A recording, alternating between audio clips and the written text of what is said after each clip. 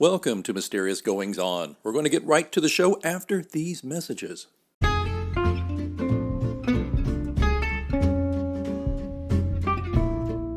This is Maddie Dalrymple, the author of the Anne Kinnear suspense novels and suspense shorts, and you're listening to Mysterious Goings On.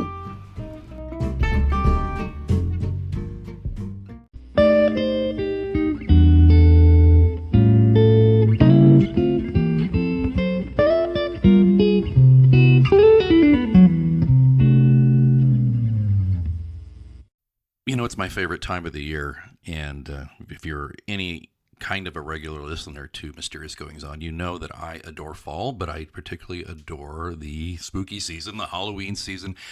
Actually, though, I enjoy Halloween all the way through New Year's, and I'll tell you, because I think the whole season is one of ghosts, because think about it, even if it's not a actual, non-corporeal entity haunting you, I think at the end of the year, we all face our ghosts, don't we? We all think about the previous year. We think about all these things from our past that, haunt us in one way or another. And that's why I love this season. And I'm very excited to have a author who elicits a lot of that feeling with me. He is James Morgan Jones, and he is the author of the Glasswater Quintet. It's a series of novels linked by character and location, but set in different decades from the last century up to the present day. Now, the sequence begins with On the Edge of Wild Water. And that's there's 4 of the 5 books are currently published. And he says they're best perhaps described as psychological thrillers with a supernatural slant. He's also written a volume of short stories and a volume of poetry. Over lockdown, he's produced a second short story volume as well as his first play, and is now launched into the final installment of the Glasswater Quintet, as we mentioned, the Ice Chandelier. I am looking forward to being chilled by this Ice Chandelier in our discussion with author James Morgan Jones. Sir, welcome to Mysterious Goings On. Thank you for inviting me. It's great to be here. It's lovely to have you. I am a sucker for thrillers, but I like thrillers that have a little bit of that supernatural bent to them. Yes. I would love to jump right in and ask you something. Has anything ever happened in your life that you can point to that drew you to writing about things like this? I've always been fascinated, as I suppose a lot of children are, by the supernatural and by the darker side of the imagination.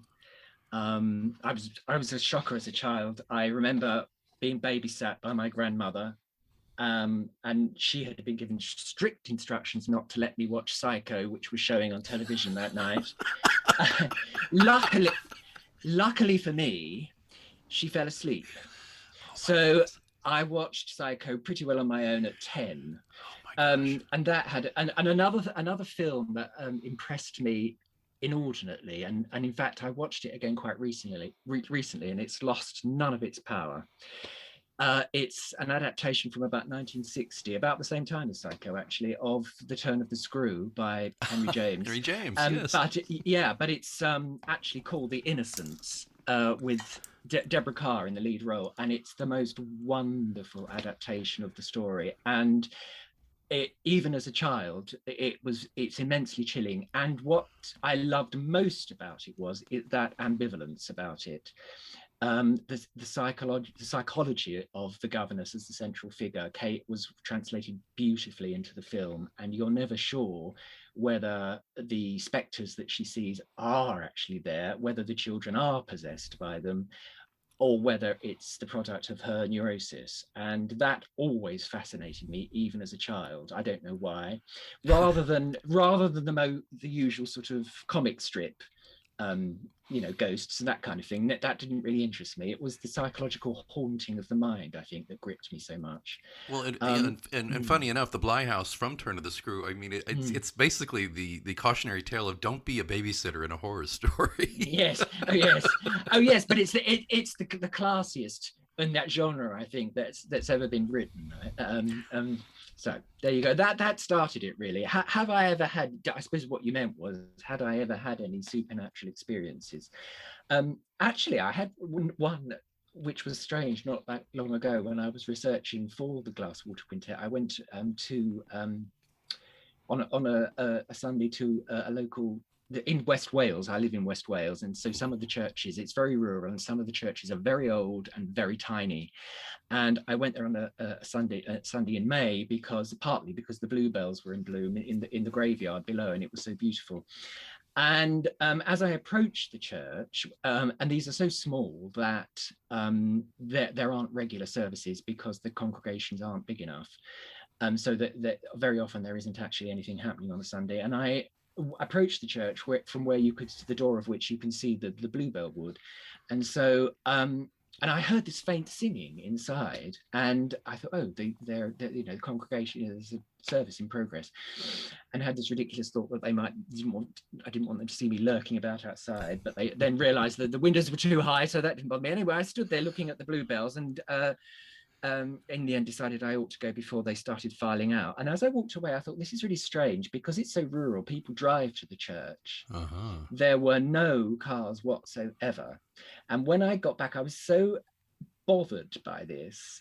There was not a soul to be seen outside or anywhere near, no car, no vehicle, that I actually telephoned somebody I knew lived in the parish and who had keys to the church. And I said, was there a service today? And they said, no. There's been nothing going on today.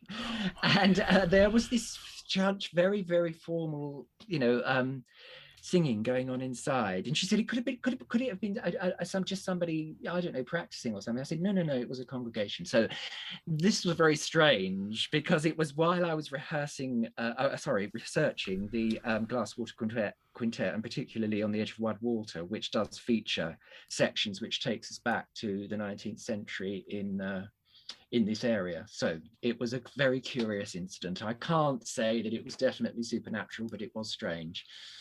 So. I don't know. I'm going to lean towards that. Well, you try to go with Occam's razor, right? Could it have been a recording that went off somehow? But but it's so unlikely. Actually, is so unlikely. Yes, I mean, if you could see this location, it's really quite remote, and a tiny church in a tiny village. So I wondered about that when I read up on you, James. Is that how much of the place, where you are, now it's off. I think it's kind of a trope that, of course, the culture of the United Kingdom, the culture of Wales, is so much, in human terms, so much older than America, of course, because you all see something and we say, hey, look, you're visiting America, you're in Lexington and Concord, that's a 250-year-old house, and you're like, hold my beer, I mean, we have 900-year-old houses or whatever. Yes. So I wonder if you believe that kind of that sense of place, that area, does that inform your work, do you think? Because it's such a rich tapestry to play against? Yes, very much so. And I actually believe that it's literally the geography of a place. It's the power of the place itself that somehow comes out of the energies of the earth, if you like. I believe that absolutely influences the spirit of place, if you like. The environment itself, the climate, of it, and literally the topography of places, I think, very much influence it. And I think if you try and erase it, it usually ends in disaster of some kind. Or the place I grew up, you see, and this was something I was haunted by as a kid, right? Because it was on the fringes of London and the county of Essex. Well, you probably know that in the Second World War, the East End of London was bombed very badly, right. And parts of it almost obliterated. And so, of course, after the war, a lot of new housing had to be built, and a lot of people were displaced. And what happened was they moved them out several miles out onto the fringes of Essex and just built without any consideration, quick as possible, to get new housing for the people that needed them. And as a result of that, the place where I grew up had been obliterated. There was really almost none of it left, except little scraps of marshland. Because it's near the Thames, there still is in places a lot of marshland. And it had this feeling to me as a child of a place smoldering with anger because it, it had just been overlaid by concrete and tarmac. And that did haunt me as a child. And I think even now, if you go back, it's even more depressed, in a sense, now, as the decades have gone by, than it was then. It has a feeling of something brooding with displeasure for having been squashed, if you like, without any thought at all. I mean, it could have been done more sensitively, but at the time, of course, there was just no prospect of that because of the speed with which it was done. Right. But here, where I live now, it's very much full of history. I mean, ancient stones and buildings, and it's fascinating. Yeah, I've done some traveling. I haven't been to Wales. I actually took a car journey from Scarborough Castle all the way to the Lake District to Blackpool. It was lovely. It was lovely because you stopped at all kinds of incredible places, and actually I kept thinking, oh, these castle ruins is where I might get a vibration, but actually in the countryside I got kind of a vibration as well, if you will. Yeah. Oh, they were full of Britain is full of places like that where the place itself seems to have a character, is a presence. Yeah. A person, a force and a presence, and that does fascinate me, and very much. I hope it comes across in the Glasswater Quintet. It's certainly, that's what I would have intended. Well, and I do want to talk about the books, but I want to ask you one more question, if I may.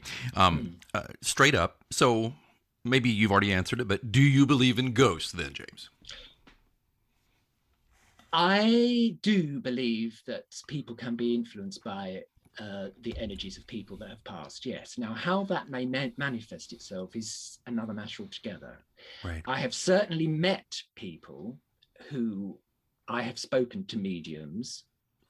I've had conversations with mediums, and I have, for instance, once when I was a student at drama school, I think somebody thought of it as a bit of a laugh. I think there's a spiritualist centre in the middle of London in Bloomsbury, and they said, oh, let's all go and sit there and, we can, have a bit of a giggle, So we went along to this spiritualist meeting, and I was sitting on the end of the road by the aisle, and suddenly this lady, to my absolute horror at the time, just said, that young gentleman sitting on the end there, and pointing straight at me, and sort of, I was completely aghast. She said, I can see behind you. At this time, I was, of course, living in London. And as I said, I'd been brought up on the edges of London. And she said to me, behind you, I can see a beautiful Welsh vista. And there is a lady standing behind you, holding out her arms in front of it. And that was the first thing she said. And of course, it went on, and she said other things. And I began to get a bit freaked in the end. And in the end, she said to me, I'm going to have to stop now because you're blocking me. She could sense it. She could sense the fact that I was actually getting a bit tense about it, because I was very young at the time. But anyhow, that stuck in my mind because it, of course, years later, I did end up coming to live in Wales, and there was, and my mother was Welsh, you see, and so of course there was that connection. Whether this person she said that she saw was any sort of family connection, I really don't know, but it was extraordinary because there was nothing. I mean, she didn't know me from Adam.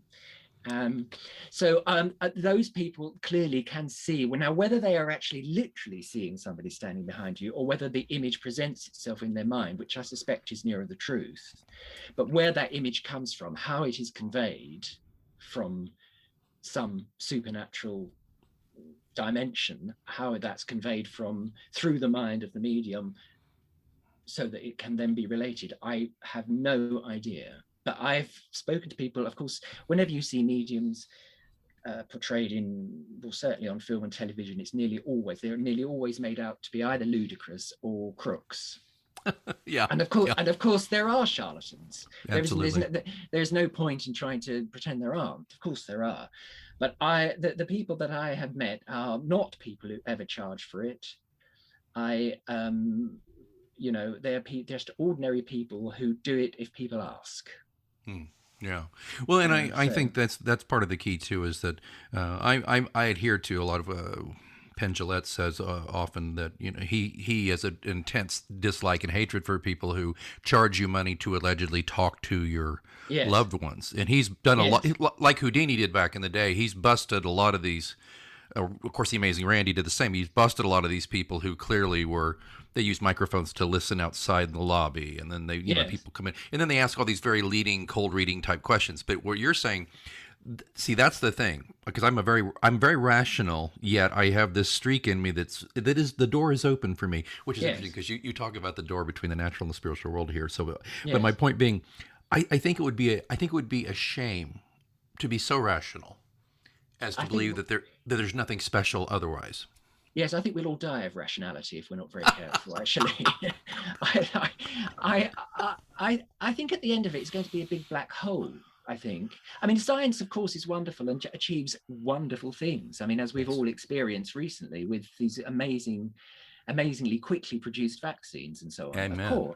Of course. But I think if you relied solely on that, we're going to actually wither away if we're not very careful. I really do think that. I think there has to the other side of it, the inexplicable will always be inexplicable. And once we think we've solved something, it will the goalposts will move, and there will be something else we don't understand because it's just shifted out of the way and gone somewhere else.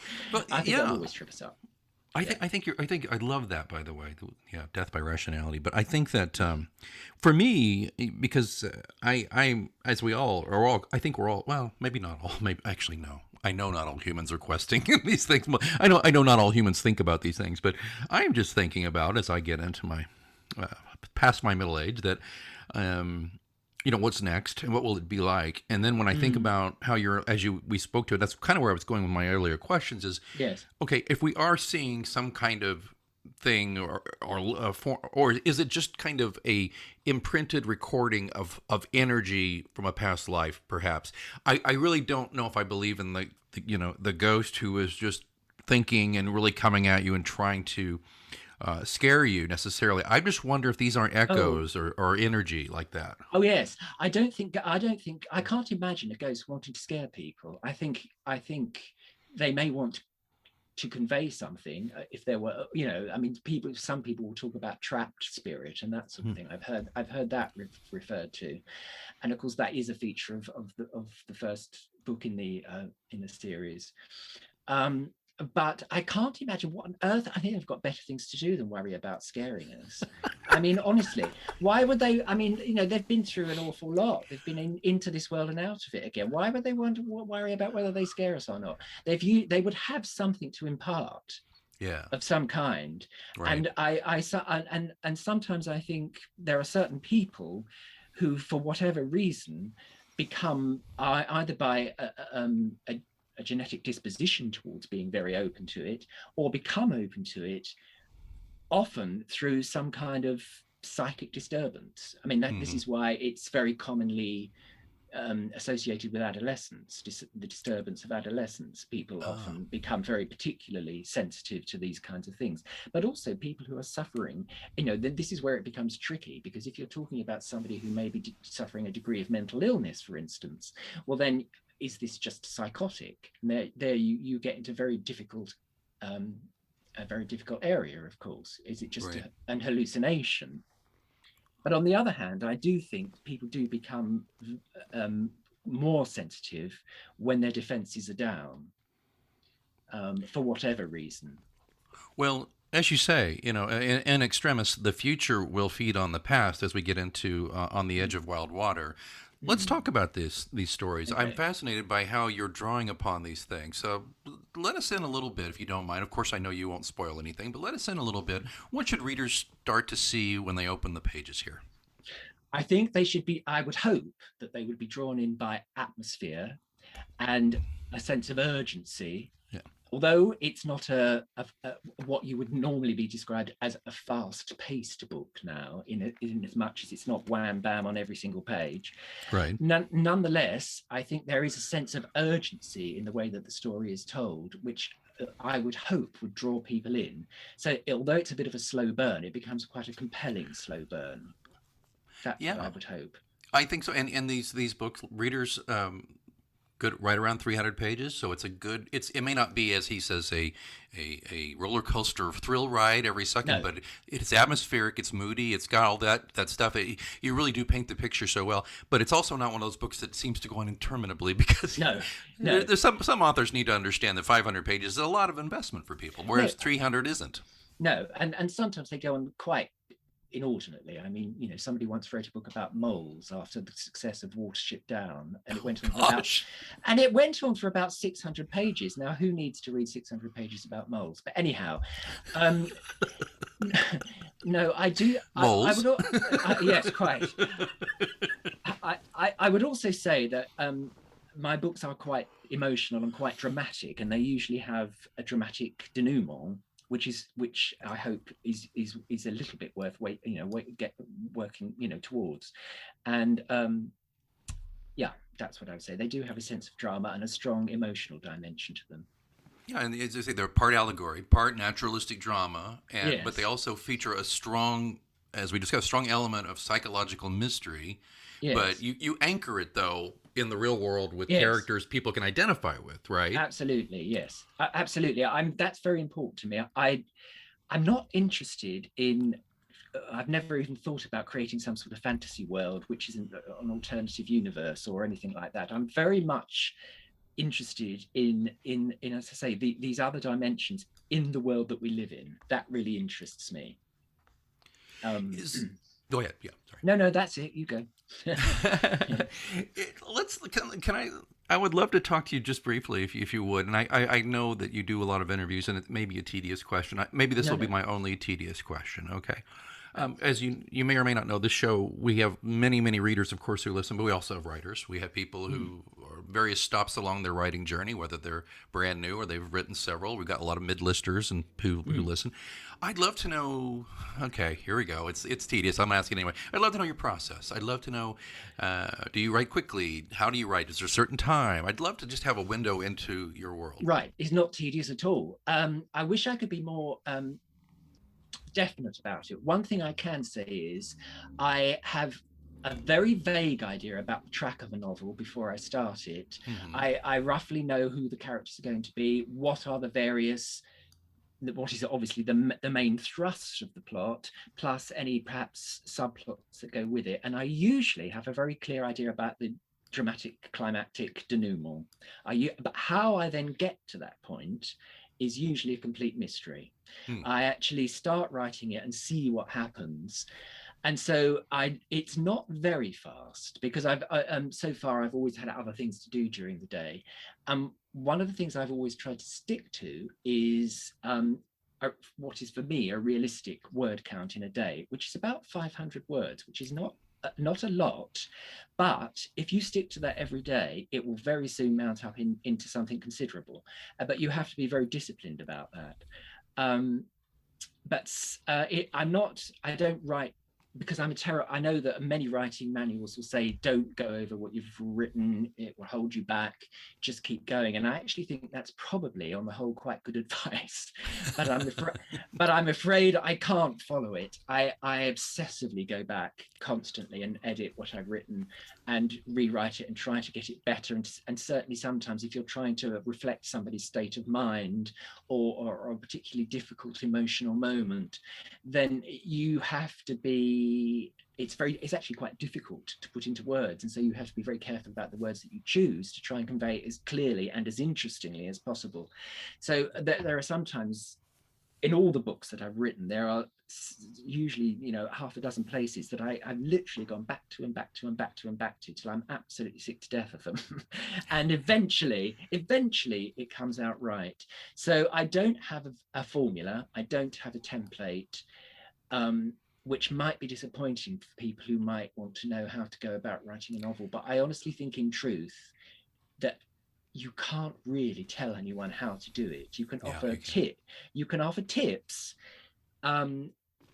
but you can't really tell anyone how to do it. So I have a vague outline, dramatic end, but how to get there, I don't know. And I will, it's like going through a dark tunnel or a tunnel with a very faint light and having to find your way out the other end. Oh, I like that. I like that a lot. Mm. And of course, loving the journey. But I find when I'm sitting down, I do 500 to 1,000 words per session usually. But then there's some sessions where I go crazy, and there's 2,500, and I look up and I'm like, when did that happen? Oh, yes, that happens. That happens to me too. So one day I'll do 1,500, and another time, I might, if there's something comes up during the day, you just can't, and it might actually only be 250 or something. Yeah. But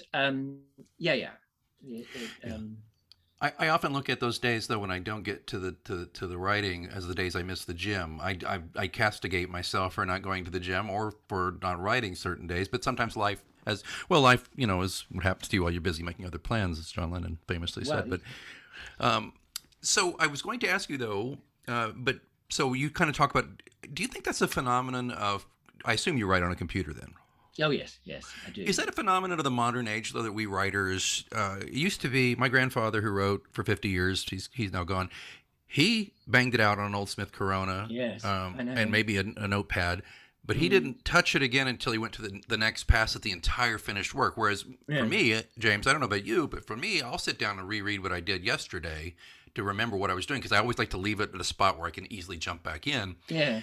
And while I'm rereading from yesterday, I'm tinkering with everything already. Oh yes, so, I do that all the time, and absolutely, I've often thought in some ways, I'm a bit of a technophobe. I don't embrace every aspect of technology, but I cannot imagine going back pre-computer now in terms of writing, simply because of what you say. I change so much all the time. Anything I would be writing down, or even on the typewriter, would have so many alterations, it would just be impossible. And when I look back at writers before the age of computers and so on, you do see manuscripts, don't you? You see excerpts from manuscripts of classic novels and so on, and you can see that they have crossed out and altered and written, an alternative sentence above and all that kind of thing. But even so, I think I would be doing it so much that it's impossible. You kill a forest. I mean, you could potentially kill a whole forest of trees. Yes. Yes. Well, I found I've gotten, James, to the point where I will do that, but once I get the first draft done, and that's after tinkering with it all the way through, so technically it's probably 1.5 drafts if you really think about it, I will print that out, and then I will mark that up and then go back, because I need to see it on paper. I think it helps, because I think you get a little copy blind looking at the screen. So I'll print it out and I'll do that. I'll go back and I'll make those changes, and then I ship them off to my editors. So I've got a copy editor and a developmental editor, and they both have their passes at it. But it's I do miss the nostalgia, because I have all my grandfather's papers, and I have those manuscripts. So I love looking at these yellowing and all the mark throughs and things. No, but that's a fantastic thing to have. Yeah, it really is. It's a fantastic family legacy. Well, they published his work. Oh, absolutely. He wrote westerns. He wrote westerns. Yeah, he was. What was his name? You wouldn't have heard, but his name was Robert E. Trevathan, he also had a pen name. But he started in the 40s in the western pulps. I don't. Over my shoulder, I've got a few. Oh, go ahead. My dad would have loved him. He was a western fan. So. I run into that often. It's kind of sadly fading out. Yes.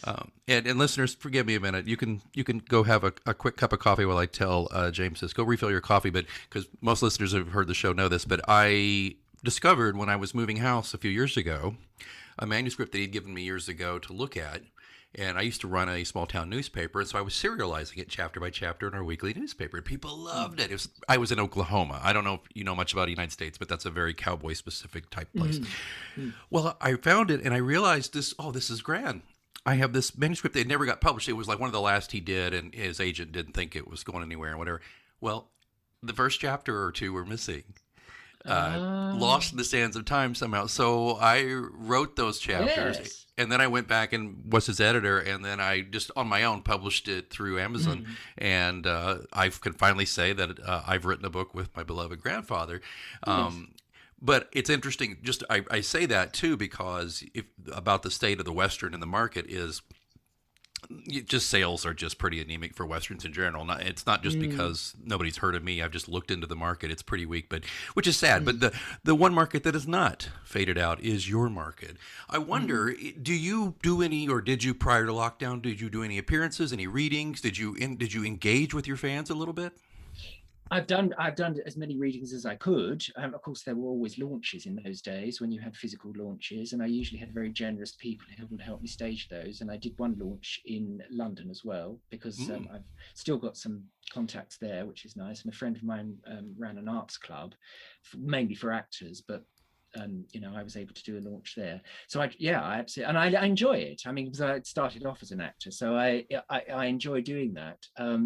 So I love to do it, as often as I get the invitation to do so.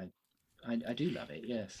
I have a bit of an acting background myself. I wonder how does those two things square as a writer? The performative aspects of out there on the stage, literally. How does that inform your writing? Do you think, being an actor? Well, I certainly think from the point of view of your last question, it is a huge asset, and I feel very lucky because a lot of writers find reading torturous, Right. and actually aren't always very good at it. And it has to be said that sometimes they would be better off getting somebody else to read stuff. But I feel very blessed in that way. I feel very lucky. That I don't have too much of a problem. So there's that aspect. In the work itself, I think it influences my work on two levels. One is the dialogue, because people have commented that there is quite a lot of dialogue in my work, and that people are usually very nice and say it's very convincing and it works very well. So I think that comes from a dramatic background, because I'm used to using dialogue, of course, in dramatic terms, and also literally the dramatic set piece, if you like. There are confrontations in it. There are very dramatic, as I say, endings to the novels usually, which I think must come from a sense of drama that is inherent in me. It just does.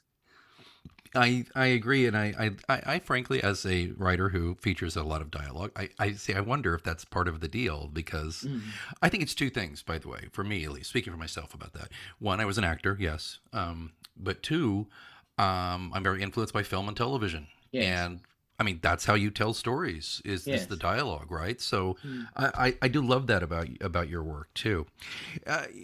As we sadly get close to the end here, I would like to ask you just a couple more questions, though. Yes, Please forgive me for going so deep a dive into everything behind your books. I would be remiss if we didn't. Is that? I don't mind it at all. I find this is great. Okay, go for it. Okay. Well, but we need to make sure we talk about the entire series as it stands. So we have On the Edge of Wild Water, and then we have the Glass Citadel, the Stone Forest, Eye of the Rushes, and the soon-to-be released the Ice Chandelier. Well, yes, it's not soon to be released. It's still in progress. Okay. But the others, as you say, that is the correct order, and the others are all out. Yes. And it works in an unusual way, I suppose. It takes an anti-clockwise circular trajectory. So On the Edge of Wild Water is set roughly about the time it was written, which is in the 2000s. Then I had this idea that I could link two places that I knew best in life, which was here in West Wales and on the eastern side of the UK, and use places and some events that were true, and to work them into the fiction.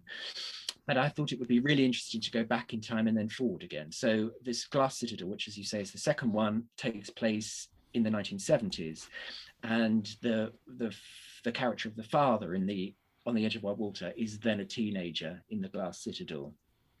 And then it goes back further again to the beginning of the Second World War, which is the Stone Forest, and then forward again to the 1990s, which is when, the Eye of the Rushes is set partly in the 1990s, and also it has an historical dimension in the 1890s, exactly 100 years before. But basically it goes forward to the 90s again, and the characters become younger and then age again.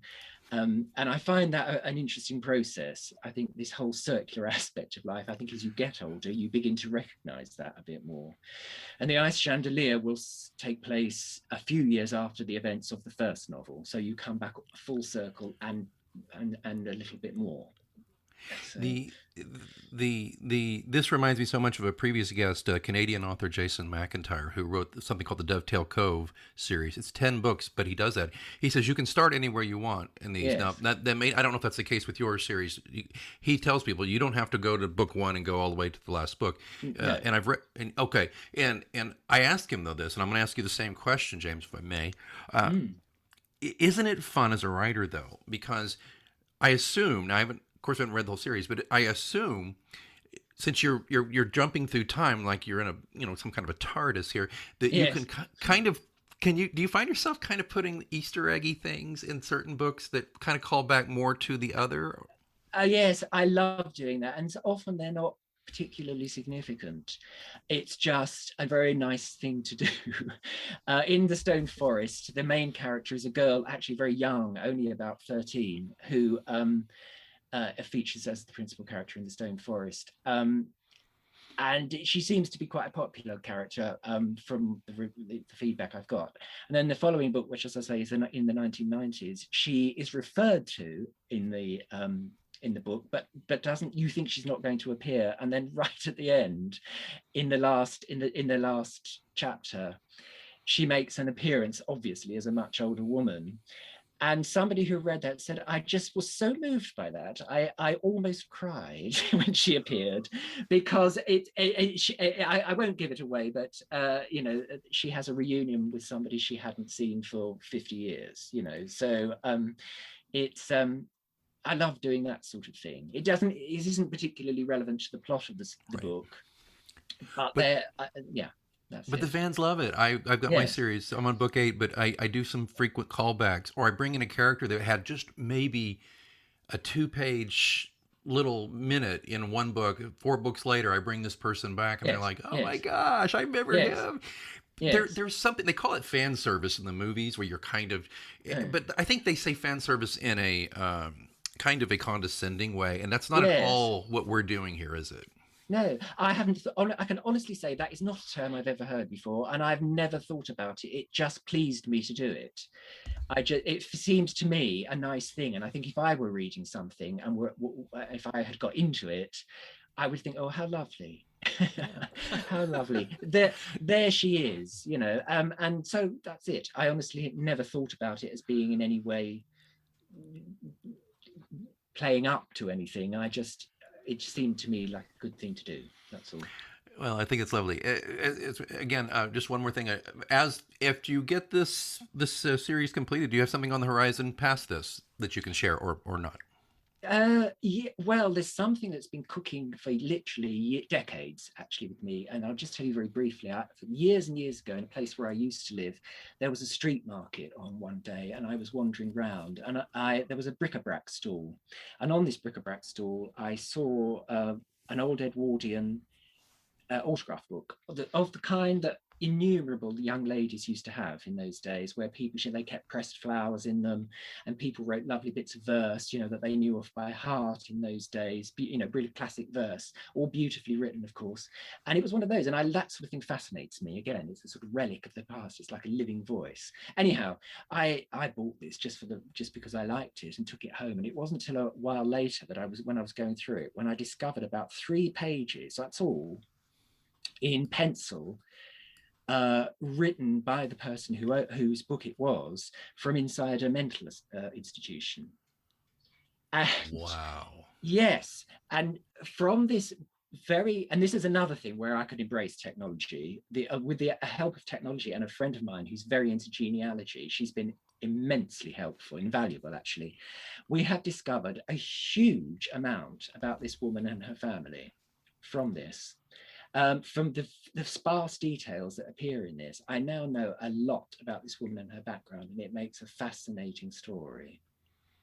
Ordinary people, nothing remarkable about her. Yeah. But it's the story of a transition from rural Britain to the horrors of urban Britain, and the poor, that they were not wealthy people, the poor the horrors of the First World War, and so many women being left husbandless, of course, that either they were killed or they just never got to marry, and all of that, which has been much written about in many ways, but it could make either one very interesting novel, or even a trilogy or something like that. Or even a very good play, actually. Oh yeah, very good play. Here we are again with your theme. The past, stepping stones to the future. Someone else's past who you found by chance, yes. And then you did this, and here you go, and your fertile mind has developed this. Yes. James, I hate to say it, the clock on the wall is telling me to. He's giving me the finger as it does, but I'd love it if clocks do have hands, so they might have fingers. Yeah. Yes, exactly.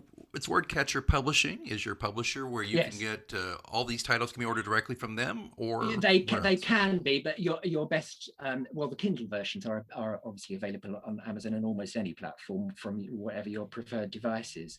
But all the titles are available on Amazon. You'll find them on the Amazon US site, and that's probably the best place to order them. And if anyone wants to just look at them first and find out more about me, my website is probably the best place to go, which is James Morgan Jones, all one word, jamesmorganjones.co.uk.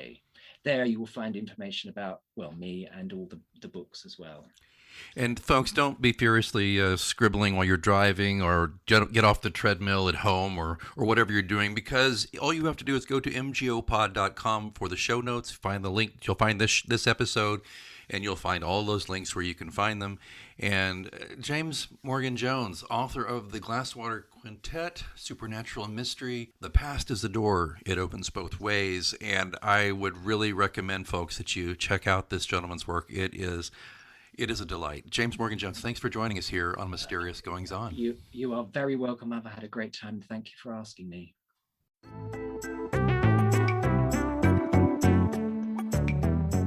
I love podcasting. I have since 2006, back when you had to use like a Dixie cup with string to make the thing work. And that's why I'm so excited that we recently moved Mysterious Goings On to Anchor FM to record our podcast. I gotta tell you, I don't regret it a bit. If you haven't heard about Anchor, it's the easiest way to make a podcast. Let me explain. First of all, it's free.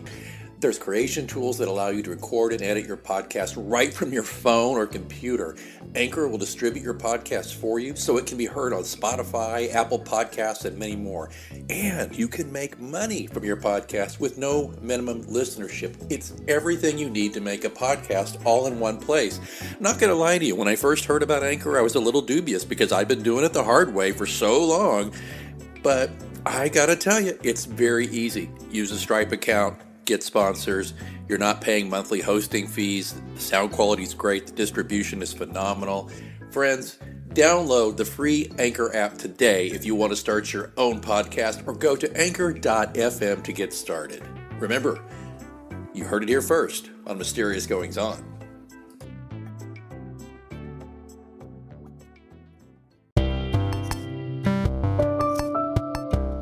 This episode is brought to you by Spotify and Anchor, your source for the best in music, podcasts, and more. You can also be someone who helps bring more to your life with Mysterious Goings On by being a listener supporter. Please click on the link in our show notes and you will be offered 3 tiers for support. We have a 99-cent per month tier, $4.99 per month, and $9.99 per month. You can buy it with Google Pay or use with a credit card instead. This helps keep the show going. I could use your support if you really enjoy Mysterious Goings On, and lots of you have since 2016. We'd love to keep going, and some listener support like you would be very, very helpful to me and keeping the show moving right along there. So, as I always say at the end of every show, keep reading, but also keep listening, and please consider supporting Mysterious Goings On.